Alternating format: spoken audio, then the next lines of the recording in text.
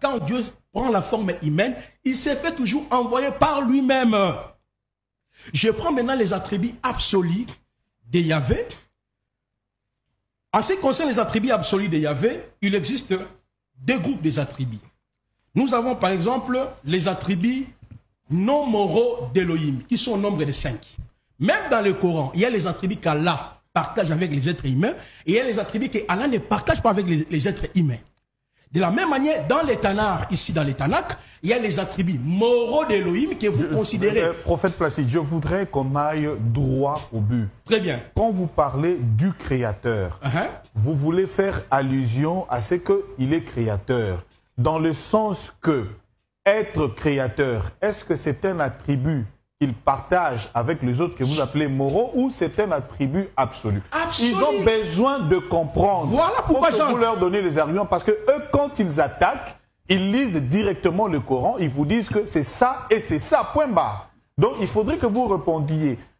Quand vous faites le théorisme dans les ceci, dans les cela, vous n'utilisez pas les passages. Il faudrait que vous utilisiez les passages comme eux aussi utilisent les passages. C'est plus clair. Merci beaucoup. Voilà pourquoi je suis là. Je dis qu'aujourd'hui, je serai vraiment très rigoureux pour permettre à nos téléspectateurs de cerner le contenu du débat. Allez-y. Je suis d'accord parce que je devais d'abord planter les décors. Comme j'ai expliqué comment Dieu s'est révélé progressivement dans les Tanakh, je prends maintenant les attributs absolus de Yahweh, qui sont au nombre de 5. Les attributs absolus. Exemple, Elohim est omniprésent.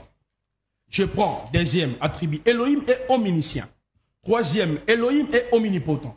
Je prends la dernière, Elohim est immuable et Elohim est éternel. Il n'y a que 5. Maintenant, posons-nous la question. Est-ce que Jésus-Christ remplit-il ces 5 attributs moraux d'Elohim? Vous allez voir ça. Je prends par exemple, Yehoshua est omniprésent. Nous sommes dans Jean chapitre 3, le verset 13. Il dit, Fils de l'homme qui est dans le ciel. Il dit, il était sur la terre, en même temps il était dans le ciel. Donc cela démontre que c'est lui qui peut remplir cet attribut. L'omniprésence, c'est Yahweh. C'est ce qui atteste que Jésus-Christ est Dieu créateur. Parce qu'il remplit en lui les attributs non moraux. L'être humain, les anges, les démons, Satan ne peuvent pas posséder ces attributs. C'est placé ici la fois dans le débat. Il dit le Père signifie Have. Have qui signifie le créateur. Mais si Jésus dit que c'est le Père seul qui connaît la fin du monde là, est-ce que vous placez, vous êtes en mesure de venir dire que Jésus est omniscient? Arrêtez de baratiner les gens dedans. Soyons sérieux dans ce débat. C'est pour ça que nous disons, nous aimerions nous focaliser sur les propos de Jésus pour que les choses puissent prendre fin.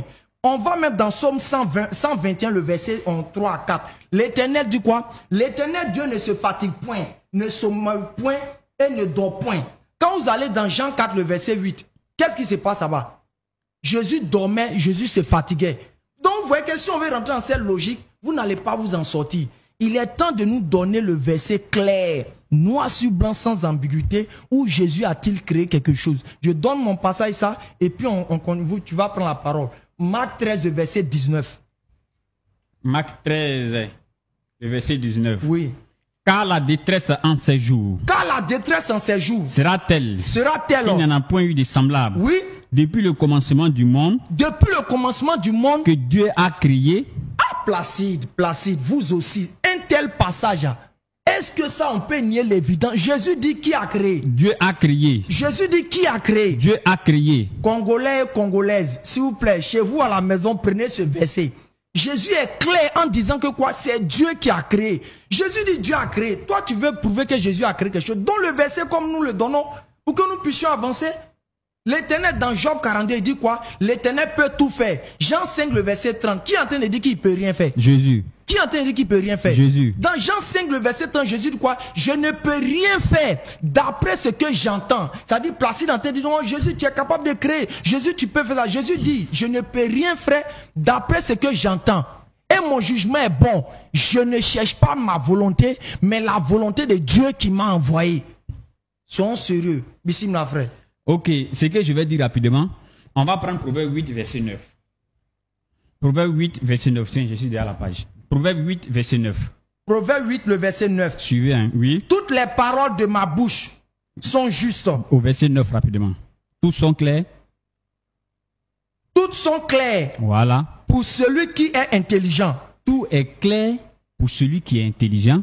Et droit Et droit, pour ceux qui ont trouvé la science. c'est-à-dire tout est clair. Pour celui qui a suivi le premier débat et aujourd'hui, il va comprendre que M. Placide essaye de fuir lamentablement le sujet. Vous comprenez? Il dit, ouais, Dieu fait ceci, cela. Mais le thème, c'est quoi? Le thème, est-ce que Jésus est-il le créateur? Donne-moi, je vais donner un verset, vous allez voir comment on traite ces gens de thèmes. Il veut fuir le débat. Vous comprenez? Et je vais l'aider. Si le thème était ceci, est-ce que Jésus est-il Dieu? Il veut fuir le débat.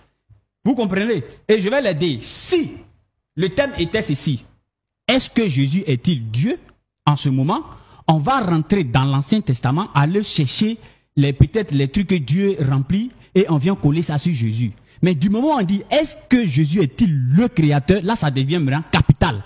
À Jésus maintenant de montrer qu'il est le créateur. Regardez, on va lire un verset. Hein. Vas-y rapidement. On va lire un verset rapidement. Vous allez comprendre. Prends Surah 35, verset 40. Surah 35, verset 40. Surah 35, verset 40. Suivez, hein, oui. Dit, voyez-vous vos associés voyez-vous vos associés que vous invoquez en dehors d'Allah. Montrez-moi ce qu'ils ont créé de la terre. Montrez quoi? Montrez-moi ce qu'ils ont créé de la terre. Alors, nous on dit que Allah il est le créateur. On vous donne des versets coraniques. Là où Allah dit c'est moi qui ai créé tout ce qui existe. Donne encore un deuxième verset pour l'enfoncer. Là, il ne peut pas fuir. Cette fois-ci, il ne peut pas fuir. C'est-à-dire, ce qui m'a plu tout à l'heure chez le papa, il a été clair. Il dit allons directement dans le sujet. Tout de suite, j'ai commencé à rire, mais il va mettre le prophète dans tous les problèmes. Lecture.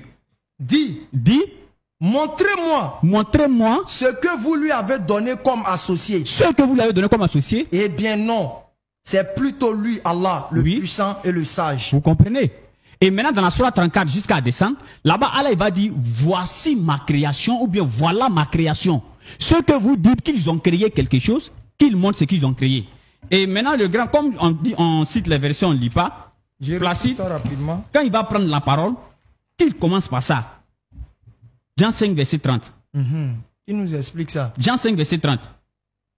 Jésus dit, je ne puis rien faire de moi-même, selon ce que j'entends.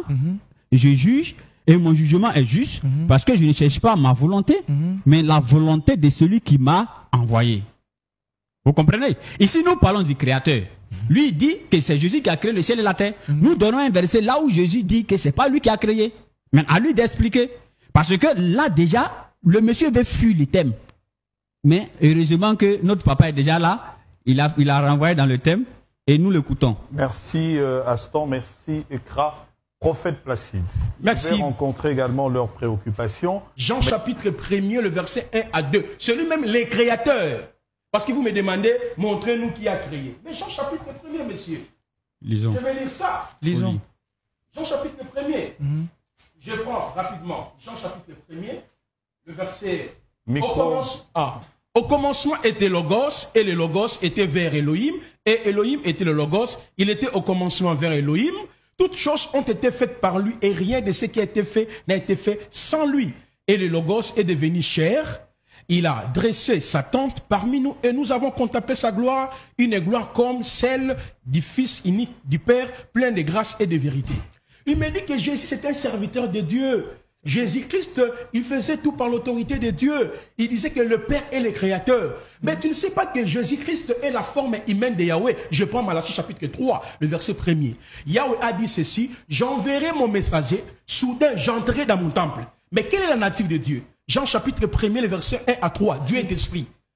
Mais il dit qu'avant qu'il vienne, il doit envoyer le messager. Et soudain, il entrera dans son temple. Donc Dieu a son propre temple.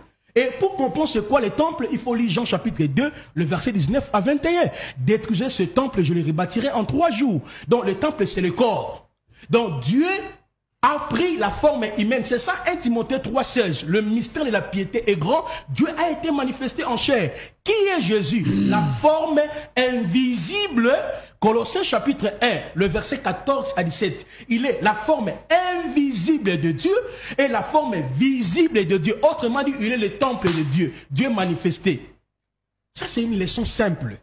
Alors, je prends un autre exemple. Dans Luc chapitre 2, le verset 52, Jésus-Christ est grandi mentalement, physiquement, spirituellement, socialement. Ça, c'est la forme humaine. Mais lorsque nous prenons Hébreux chapitre 13, le verset 8, ne change jamais. C'est son éternité. Ça, c'est sa nature étant esprit. Ekra a dit, et le même hier, aujourd'hui, éternellement. Aujourd'hui, il est humain. Hier, il était humain. Demain, il sera toujours humain. C'est comme ça que lui, il a traduit. C'est dans son imagination. Même un enfant de l'Écodim, de l'église catholique, ne peut pas dire ça. Isaïe 61. Ok? Il est le même hier, aujourd'hui. Le terme, le had, veut dire l'éternité. Il est le haolam. Il ne connaît rien. Alors, j'avance. Isaïe 61. Étant humain, fut tenté par les diables. Luc chapitre 44, Luc 4, le verset 2. Mais étant Dieu, il chassait les démons. Matthieu chapitre 12, le verset 28. Étant humain, il a eu faim. Mais étant Dieu est le pain de vie. Jean chapitre 6, le verset 35. Il nourrit miraculeusement la multitude dans Marc chapitre 6, le verset 38 à 44. Voyez la notion de double nature de Yahvé. Étant humain a eu soif dans Luc chapitre 19, le verset 28 à la croix. Mais étant Dieu est celui qui donne de l'eau de vie. Jean 4, le verset 14. Étant humain, Christ était fatigué. Jean 4, le verset 6. Mais étant Dieu est celui qui donne le repos. Matthieu chapitre 11, le verset 28. Étant humain, dormi dans la tempête. Parce qu'ils sont étonnés comment Dieu peut dormir. Mais parce qu'il était humain. Mais ce que Placide dit, c'est très très dangereux, grave. Il donne les attributs de Dieu et il saute un point qui est très très très grave. Dieu ne meurt pas. N'est-ce pas? Habakkuk 1, verset 12. Dieu peut te donner tout ce que tu veux comme attribut, mais la partie où lui ne meurt pas, jamais. Ça c'est un. De deux, tu peux tout faire sur cette terre-ci, mais Dieu va te permettre, ou bien tu vas devenir le créateur à sa place. Dieu ne peut pas accepter cela. C'est ça le problème. Habakkuk 1.12 là, Dieu ne meurt pas. Et maintenant, ce qui m'a fait plus rire, notre frère à côté, avec tous ces gestes qu'il fait, il prend Malachie 3 et il s'arrête au verset 1er. Et le verset 6.